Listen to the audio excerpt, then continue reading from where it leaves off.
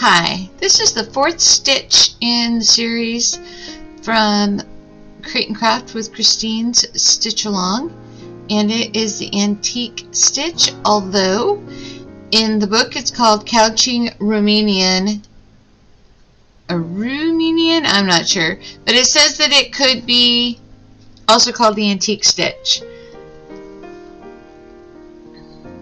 I am starting out with it with thread, which I find to be really hard to work with. It pulls it in a lot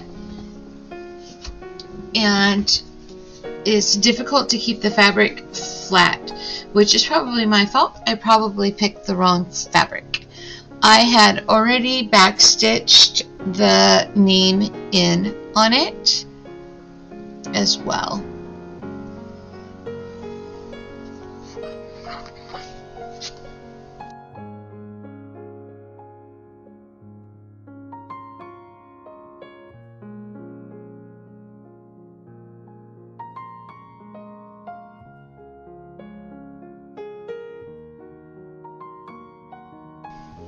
The fabric is so flimsy and floppy, I probably should have put it in a hoop, or I should have picked something with more stiffness to it than what I chose. But I'm just going to persevere and trudge along. The thread also, what a battle it is.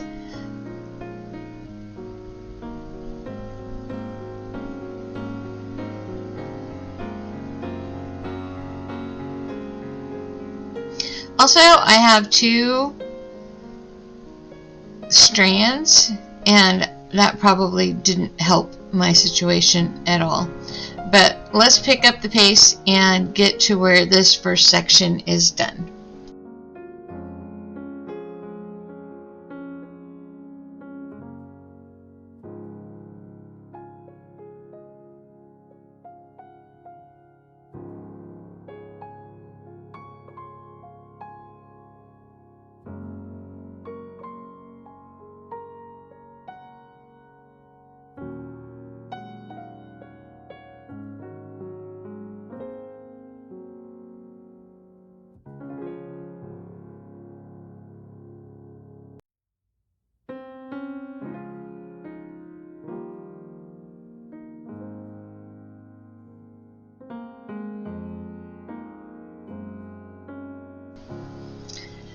If you look closely, you can see that I gave up with trying to do that stitch, and I stopped short of the line I had drawn for myself, and I also gave up with the fabric being so floppy, and I went and got another piece of just random fabric and added it to the back to see if that would help.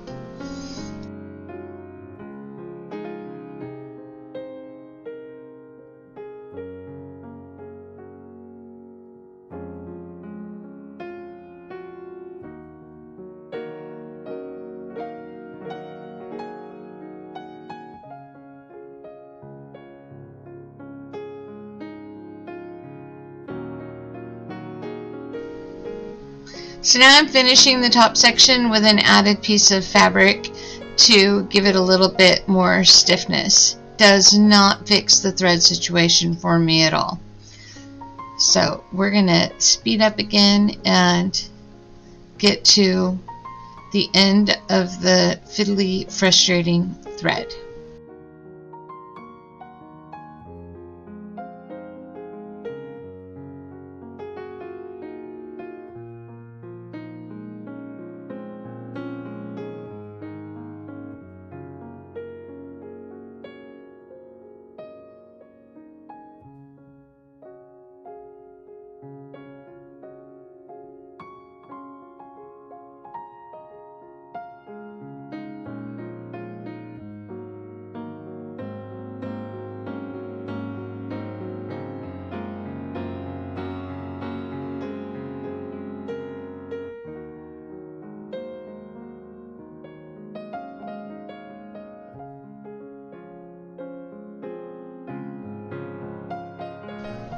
So I finished the first section. It's puckery, and for whatever reason the right side is scrunched up more than the left side. I don't know how I managed that. So now I'm switching to some yarn that I had and hoping that it is not as fiddly as the thread that I was using. It's quite a bit thicker.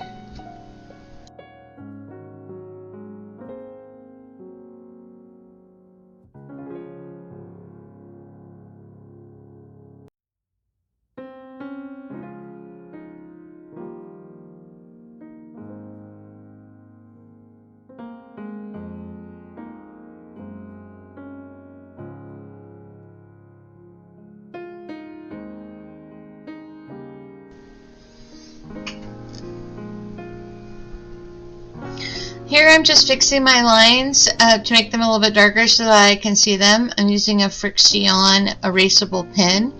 The fabric in the video is really sparkly in some places, mostly from the light coming through the window. It's not quite that sparkly in real life, I don't think. It is a little bit difficult to see my lines on it, so I'm darkening them up. The fabric is just fabric I had in my stash. The yarn is yarn that I have in my stash. I have quite a significant yarn wall of yarn that I've collected over the years, mostly from thrift stores. And the thread I got recently at a thrift store. It was on clearance for 10 cents.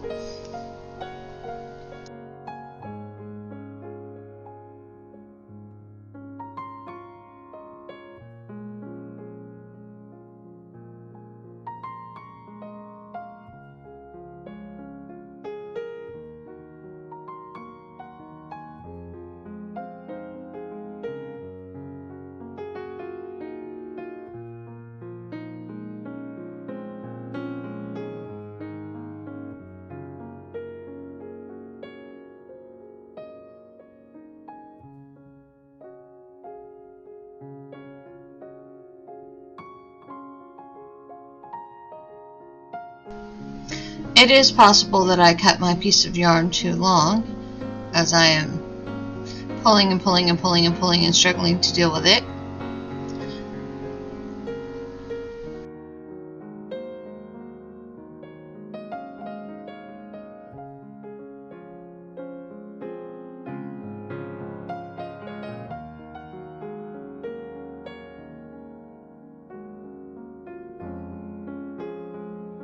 Much better.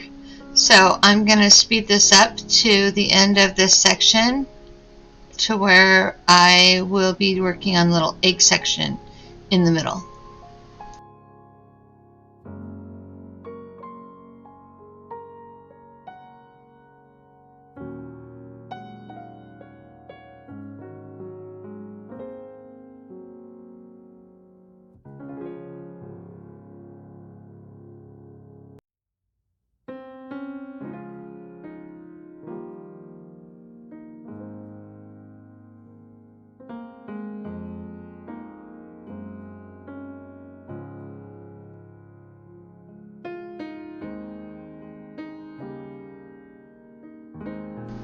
The yarn looks so much better than the thread though, and even though I'm still curving up a little bit on the right hand side, it's not as bad. I was kind of trying to watch that to make sure I didn't do that.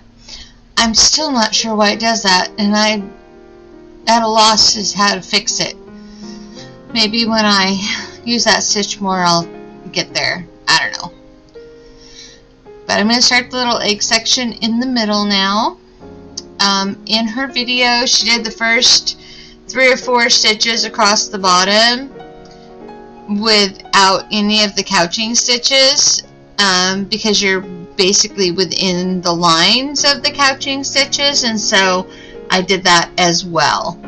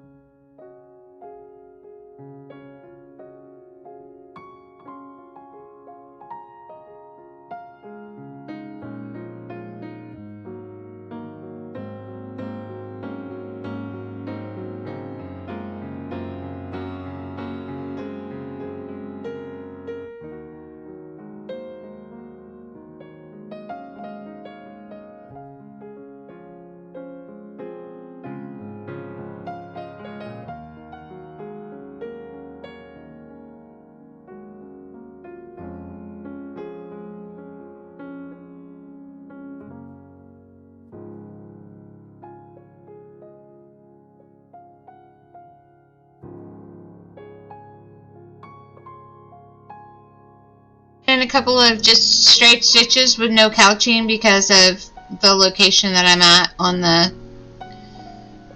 the egg shape and within the couching lines. But you know, it's pretty and I'm happy with it. The yarn was so much better than the thread.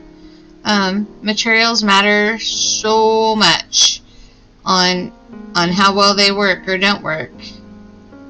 And I just made a couple of mistakes with that fabric and that thread. I thought they'd be so pretty together, and they are, but the difficulty level is a little much.